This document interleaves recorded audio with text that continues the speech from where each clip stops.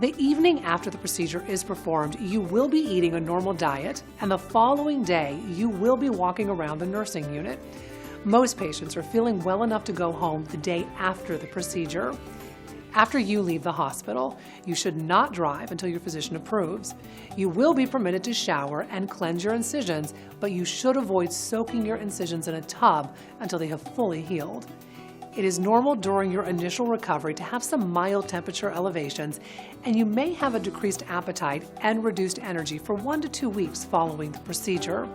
You will return to the vascular surgery clinic for a follow-up visit within the 3 to 4 weeks after your procedure. At that visit, your physician will check your incisions and assess your overall condition. Following an endovascular aneurysm repair, you will be required to have periodic imaging tests such as an ultrasound or CT scans to evaluate the position and effectiveness of the graft.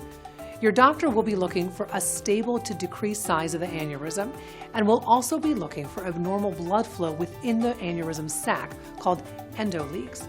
If you have any concerns about the progress of your recovery, please do not hesitate to contact your doctor's clinic. Your doctor or their representatives will likely be able to assist you over the phone or, if needed, in the clinic.